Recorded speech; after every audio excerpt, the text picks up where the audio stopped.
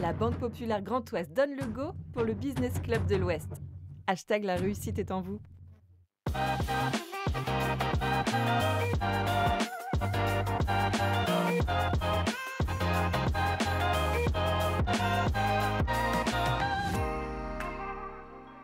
Bonjour à toutes et tous, soyez les bienvenus pour votre nouveau rendez-vous du Business Club de l'Ouest, l'économie décryptée par ceux qui la font. Nous sommes dans ce magnifique écrin de l'Atrium et accueillis au sein de la Banque Populaire Grand Ouest que nous remercions pour son soutien. Tout de suite la présentation des trois chroniqueurs de cette émission. Benoît Cattel, merci à vous de nous accueillir. Vous êtes le directeur général de la Banque Populaire Grand Ouest. Merci alors Quatrebeu, vice-présidente de l'Université de Rennes, également très impliquée dans l'IUT de Saint-Malo. Et merci à Jean-Philippe Berton, directeur de l'action régionale pour le groupe EDF en Bretagne. Nous allons à présent vous conter l'histoire d'une très belle entreprise familiale qui a été fondée en 1862 à Saint-Malo et qui compte aujourd'hui 130 salariés, qui gère 28 magasins en Bretagne et en Normandie, ainsi que 2 sites de vente en ligne et 4 enseignes. Je vous demande d'accueillir Fanny Bessec, directrice générale de Bessec Chaussures.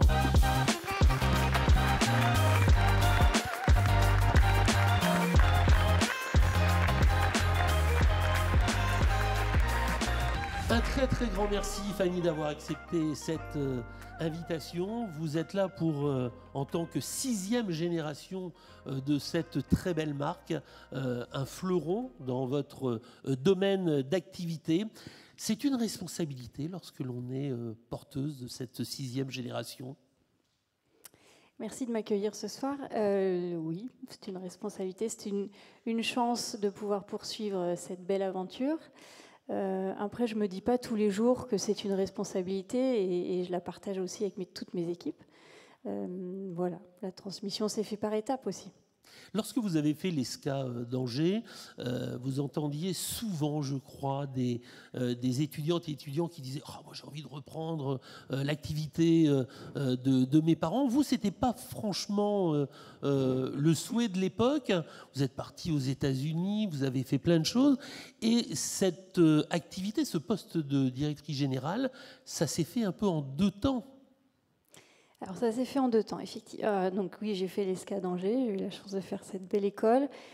Moi, je voulais partir. Bien sûr, mes racines sont malouines, j'y suis très attachée. Mais le Malouin est un très grand voyageur. Mais c'est comme Ulysse, on part et on finit par revenir. Je voulais apprendre à l'international. Donc, moi, j'avais choisi marketing et commerce international. Et effectivement, j'ai eu la chance je m'étais dit, j'apprends l'anglais en Angleterre et le marketing aux États-Unis, donc c'est comme ça que je suis partie. Et puis, rien à voir avec les chaussures, parce que j'ai travaillé 3 ans dans les jeux vidéo, dans la Silicon Valley. Et puis, à un moment donné, je suis revenue quelques mois faire une pause et réfléchir.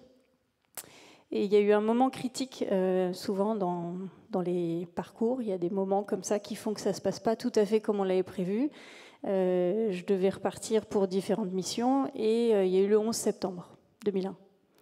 Donc c'était un moment extrêmement critique géopolitiquement pour New York, mais moi, ça a fait tomber mes projets de repartir. Donc je me suis dit, bon, je reste en Europe. J'imaginais aller sur Londres ou Barcelone. Et puis j'étais retournée chez mes parents à Saint-Malo. Et puis un jour, mon père m'a dit, mais passe me voir au bureau ce matin si tu veux. Donc je suis passée le voir. Il avait beaucoup développé l'entreprise avec son frère Bruno. Et il m'avait observé et il avait imaginé que voilà, peut-être ça pouvait m'intéresser. J'avais 25 ans. Je n'avais pas du tout l'intention de venir vivre à Saint-Malo tout de suite. Et effectivement, à l'ESCA, je me souviens que souvent, quand on me disait bon, moi, mon père, il a une concession, il fait ci, il fait ça, ma mère, j'étais stressée pour eux. Je me disais que leur vie était écrite et je n'avais pas du tout envie de penser ça pour moi. Benoît. Merci de votre présence. En racontant un petit peu votre parcours. Moi, j'aurais besoin peut-être que sur un plan un peu général, vous nous présentiez votre entreprise, hein, celle qui est issue de ces 6 générations, mais qui aujourd'hui est votre entreprise. Donc, comme Stéphane l'a bien décrit au départ, on est commerçant. Finalement, depuis 163 ans, cette année, on fait le même métier. Ce n'est pas très original. On l'a évidemment adapté. C'est notre valeur numéro 1, l'adaptabilité depuis plusieurs générations. Dans le commerce, donc, on est au balcon de la société. Donc effectivement, notre métier, c'est commerçant multimarque, moyen haut de gamme pour toutes les générations. Ce qui est assez exigeant. Donc, et il a fallu s'adapter. Évidemment, peut-être qu'on parlera de l'histoire tout à l'heure, mais il y a eu des hauts, des bas. Il y a eu des périodes où on a tout perdu, parce que la guerre, parce que, etc. Donc toujours cette envie de trouver des solutions quand potentiellement un événement arrive. Donc notre métier aujourd'hui, on n'est pas fabricant, c'est sélectionner et assembler des collections multimarques dans un positionnement moyen haut de gamme, et puis évidemment de la vente conseil. Donc ce sont vraiment les 2 pans de l'activité qui s'emboîtent comme ça à travers les magasins physiques, centre-ville, galeries marchandes, périphérie et e-commerce. Laure Quatrebeu. Vous évoluez dans un secteur de plus en plus complexe, la mode, le textile, la chaussure. Est-ce que vous avez parlé tout à l'heure d'adaptation? Comment on fait pour s'adapter à un client certainement de plus en plus exigeant aussi? On écoute, on observe attentivement.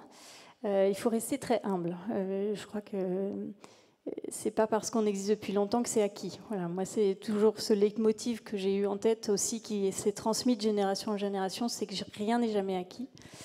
Et le patron de l'entreprise, c'est le client. Voilà, c'est un petit peu ce qui ressort tout le temps.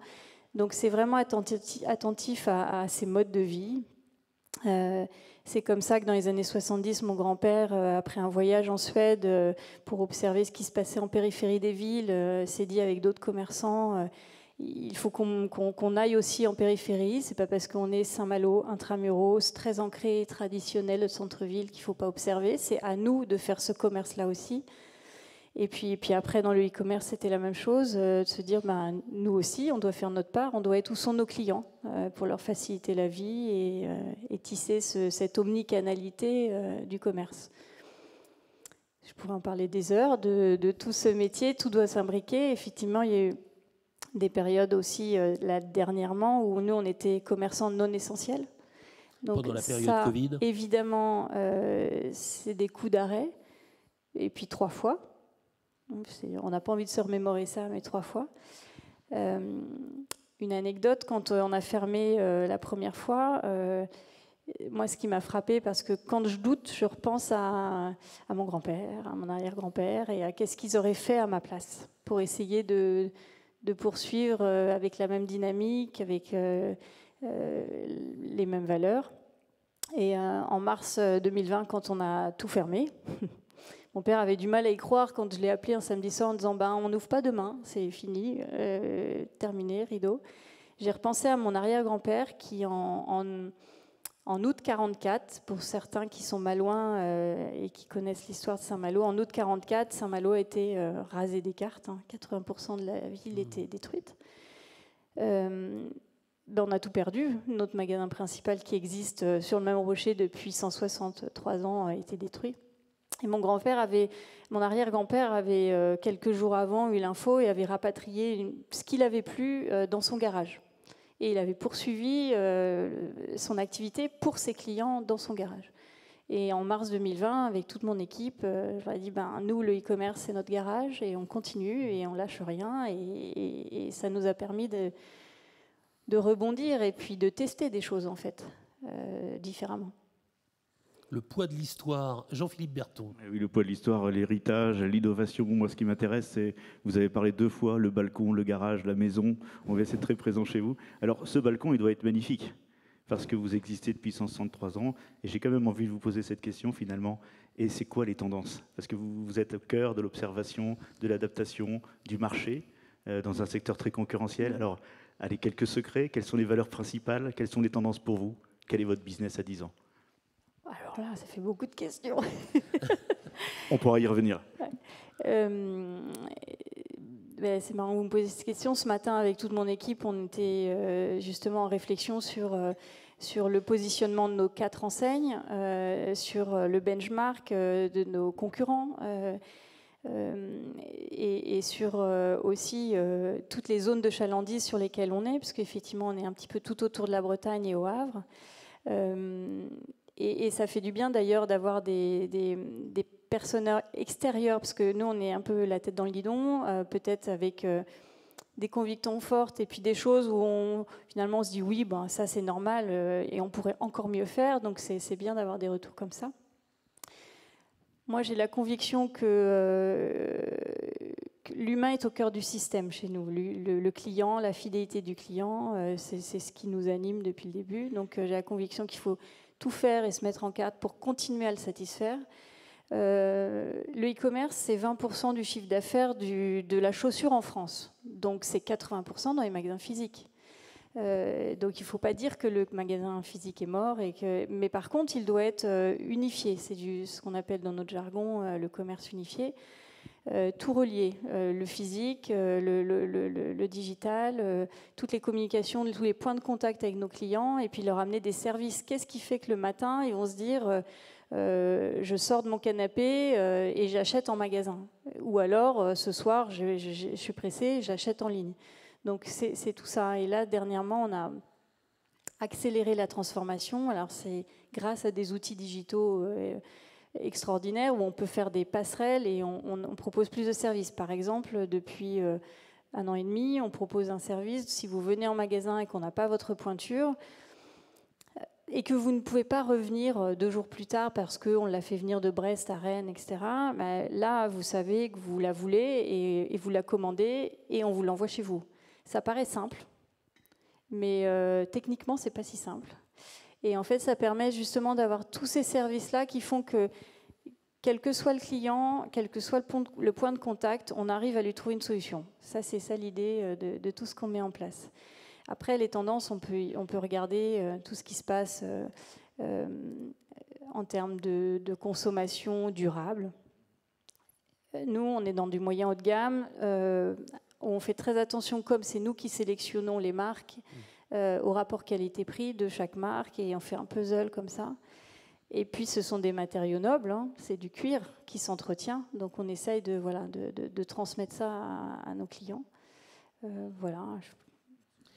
Alors j'avais vraiment envie de faire un peu un prolongement à ce que vous venez de dire, parce que je vous ai souvent entendu dire il faut impérativement savoir s'adapter, car si on ne s'adapte pas, on est mort. Vous avez cette phrase un peu comme une baseline? On le voit si vous suivez un peu ce qui se passe dans le prêt-à-porter, la chaussure. Malheureusement, on a beaucoup de concurrents qui ont disparu et ça continue. Ça veut pas dire, personne n'est à l'abri en fait.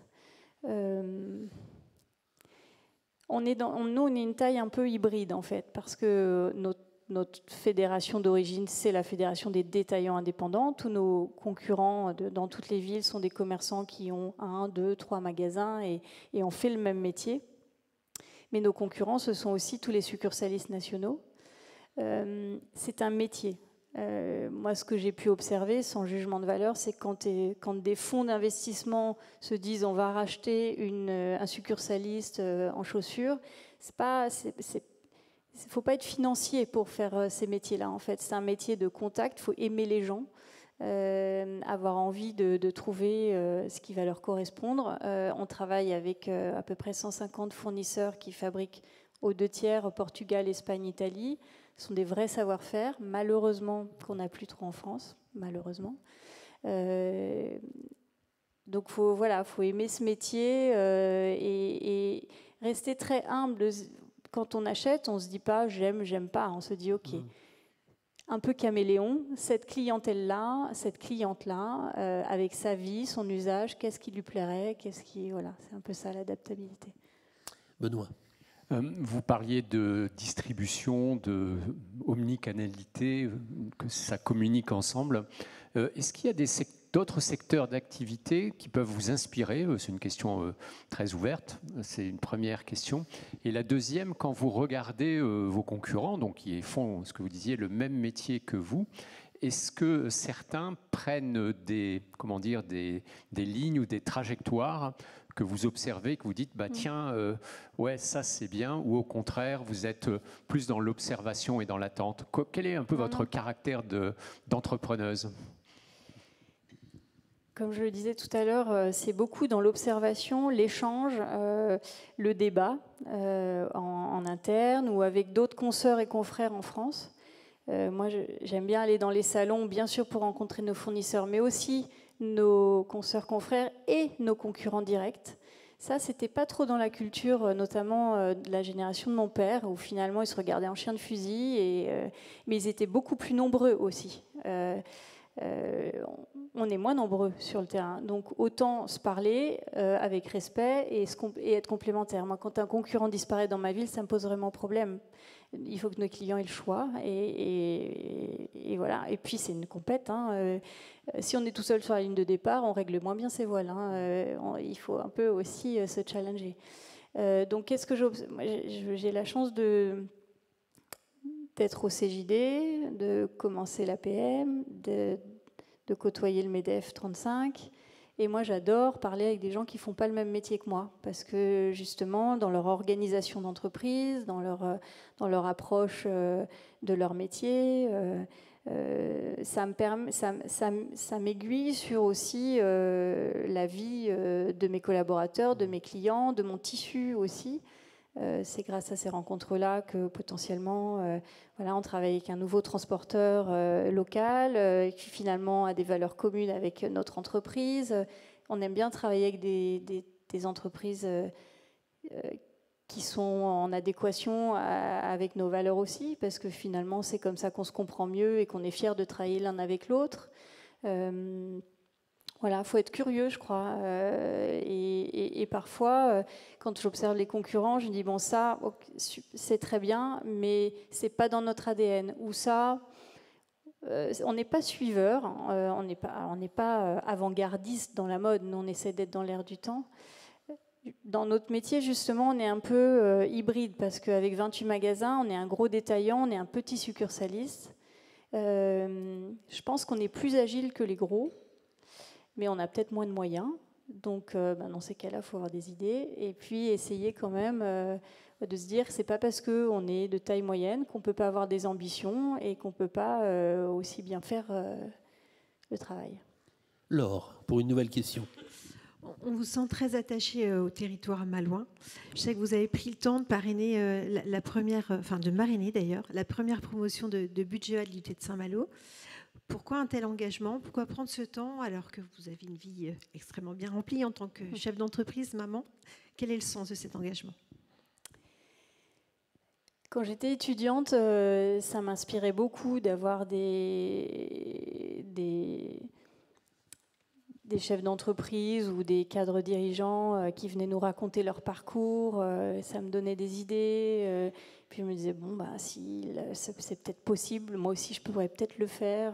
Voilà, donc il faut admettre que je suis dans ma deuxième partie de vie, là, donc je me suis dit qu'il fallait aussi peut-être donner aussi, parce que moi, plus jeune, ça m'inspirait beaucoup. Que sur un territoire, on a la chance d'avoir un unité à Saint-Malo, ce sont aussi de potentiels stagiaires, de potentiels collaborateurs. Donc les entreprises ont leur part à faire aussi en tant qu'acteurs. Et puis il y avait une symbolique aussi, c'est que le premier marrainage, c'était un trio de femmes. Donc voilà, je trouvais que c'était une belle dynamique aussi. Et j'étais très fière de participer. Et on apprend beaucoup aussi. Enfin, effectivement, j'ai 2 enfants, dont un qui est en période Parcoursup, bac, etc. Et on apprend beaucoup aussi de leur approche du travail, de la vie, de comment ils veulent mener les choses. Donc c'est nourrissant. Moi, j'apprends autant avec eux que je peux peut-être leur donner quelques pistes. Bon, on voit que la 7e génération est déjà prête à arriver. Jean-Philippe Berton. On voit votre attachement au territoire et pour le coup, ça m'amène une question. En termes de développement, en termes de volume, en termes de nouveaux clients, vous voyez aussi passer dans vos magasins de nombreux touristes, puisque la Bretagne est extrêmement attirante. Et pour le coup, dans ce modèle-là, est-ce que vous arrivez à capter et à fidéliser quelqu'un qui n'est pas de la région? Alors on a la chance d'être sur un territoire, moi que j'aime profondément, évidemment Saint-Malo, mais l'ensemble de la Bretagne. Si mon père et son frère ont aussi énormément développé autour de la Bretagne, c'est qu'on l'aimait par la côte aussi. Donc voilà, c'est aussi un peu comme ça que ça s'est fait. Et qu'il y a des Bretagnes, parce que le Morlaisien n'a pas les mêmes attentes que le Vantais ni que le Rennais. Et donc...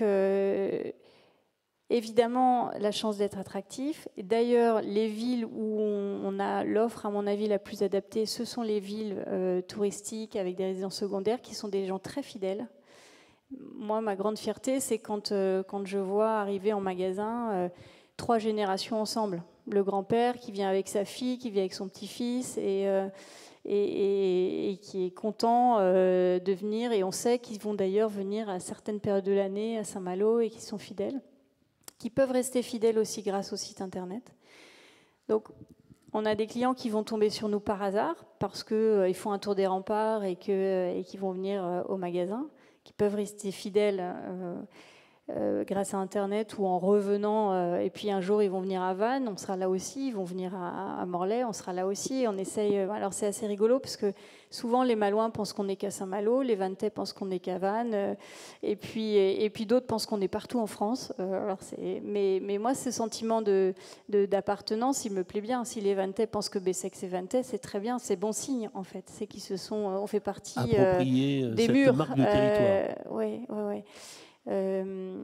Souvent, on nous dit qu'il n'y a plus ça à Paris, le multimarque, où on leur facilite la vie finalement. On essaie de vous mâcher le travail, de vous faire une présélection. Et puis effectivement, souvent quand on est un dimanche à Saint-Malo ou en week-end à Quimper, on a un peu plus de temps. Et puis voilà, on essaye d'avoir les équipes à la hauteur de leurs exigences de service.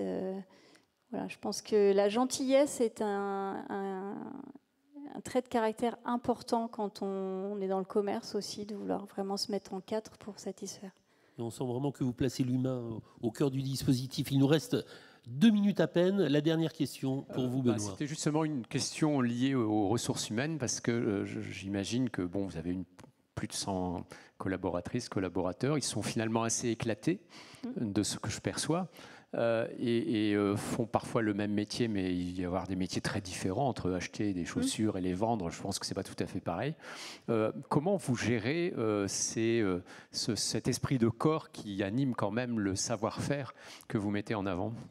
Effectivement, on a 25 personnes au siège à Saint-Malo, alors tous les métiers, parce que tous les maillons de la chaîne, les achats, la gestion des stocks, la logistique, le digital, les réseaux magasins, la compta et les RH, et une centaine dans les magasins.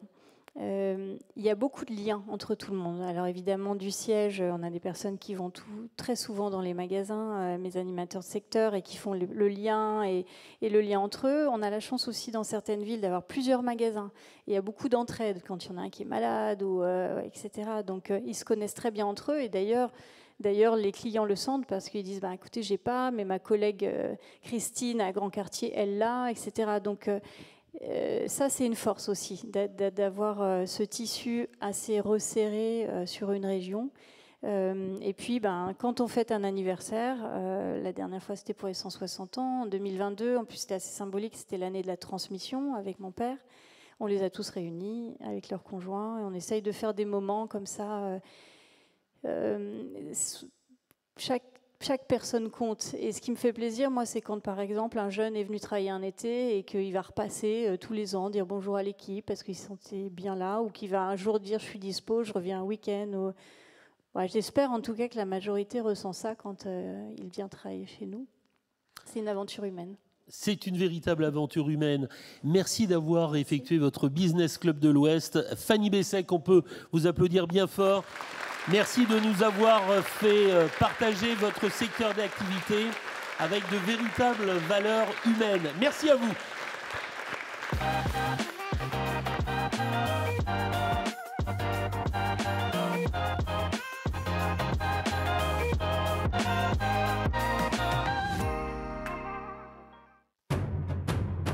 La Banque Populaire Grand Ouest donne le go pour le Business Club de l'Ouest. #, la réussite est en vous.